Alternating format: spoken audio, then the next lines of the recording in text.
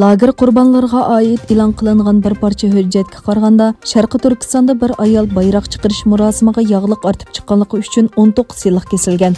Aysa Yusuf Alptekin vaqfining raisi doktor Ömerqul ommaviy taratquv hisobida e'lon qilgan ikki parcha hujjatda ko'rsatilishicha, Targ'abatay viloyati Qubuqsar Mo'ng'ul avtonom noyasi Mögti yesining turg'uni Erlan Qabadan asabiylikni ishiltib qonunga buzg'unchilik qilish, jidal chiqarib qalaymaqonchilik tug'dirish jinoyati bilan jazoga tortilgan va o'xshash jinoyat bilan 2019-yili 14-iyun Qubuqsar noyalik xalq sudi tarafidan 19 yillik muddatli qamoq jazosiga hukm qilingan. Atalmish Şinjan qurbonlari Sandeni nomli tashkilotning Twitter hisobida ko'rsatilishicha, Erlan Qabadanning Qozog'istondagi urug' tuqqanlari bayroq chiqarish murosimiga yog'liq ortib chiqish, uni 19 yillik kesilishiga sabab bo'lgan atalmish jinoyat ekanligini bildirgan.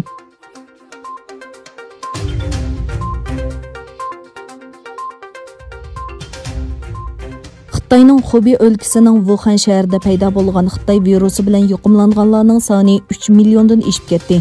Dünya miqyosida yuqumdan qazo qilganlarning soni 200 mingdan oshdi. Dunyoni virus yuqumiga qarshi kechikib ogohlantirganidek, Xitoy nomuvofiq usullarni ishlatib mas'uliyatini yoshirishga boshladi. Germaniya ichki ishlar ministrligi Xitoy diplomatlarining Germaniyadagi yuqori darajalik byurokratlarni ta'sirlantirib, Beijingning virusni boshqarishiga qarata ijobiy baho bergizishga uringanligi dalillandi. Germaniya hukumati parlament a'zosi Margaret Boyce'ning savoliga avatgan javob xatida, biz Xitoy Xalq Jumhuriyatining Xitoy virus yuqumini boshqarishiga oid ijobiy baholarni bergizish uchun Germaniya doiralari bilan shaxsiy uchrashuvlarda bo'lganligini bilamiz deyildi va hukumatning bu talablarga qo'shilmaganligi bildirildi. Xitoyning Berlindagi bosh elchixonasi uchurning xato va mas'uliyatsizligini o'tirib qo'ygan bo'lsa-mu, lekin ko'p ma'lumot berishdan o'zini ilib qochdi.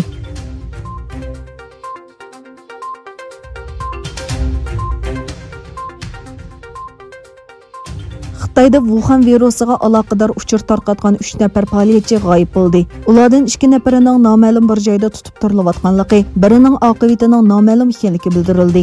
Yaqinlarining ta'minlagan uchuriga asoslanganda, Chaoyang shahridagi bu faoliyatchilarning soqchilar tomonidan tutib ketilganligi mo'ljallanmoqda. Izderga bo'lmagan bir faoliyatchining qarindishining bildirishicha, 2049-terminus nomli bir munbar qurib, hukumat qamal qilgan xabarlarni oshkorlagan 3 kishi 19-apreldan buyon yo'qolib ketgan. Ularning 2 nafarining qalaymaqonchilik va ig'vogarchilik keltirib chiqargan deb ayblanib, boshqa bir joyda nazarband qilinganligi, 26 yoshli yana bir faoliyatchining oqibatining noma'lum ekanligi o'tirg'a qo'yildi.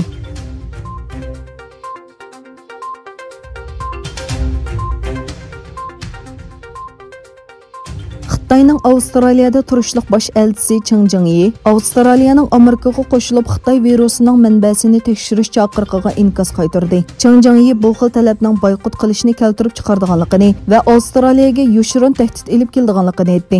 Bosh elchi mundaq dedi: Xitoy sayohatchilar Avstraliyaga berishdan burun boshqa tanlashlarni o'ylashi mumkin. U yana Xitoylarning Avstraliya uzum hariqini ichishni yoki bu davlatning go'sht sotib olishni to'xtatishi mumkinligini aytdi.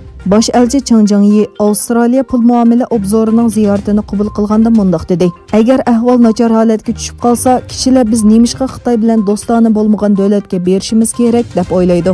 Xitoy bosh elchisi yana bolalarini Avstraliyaga o'qishga avatgan oilalarning ularning qarorini qayta o'ylashadiganligini bildirdi. Avstraliya mustaqil xalqaro mutaxassislar tomonidan nima uchun Xitoyda bir yerlik yuqum bo'lgan Xitoy virusining dunyoviy vaboga aylanganligini tekshirishni talab qildi.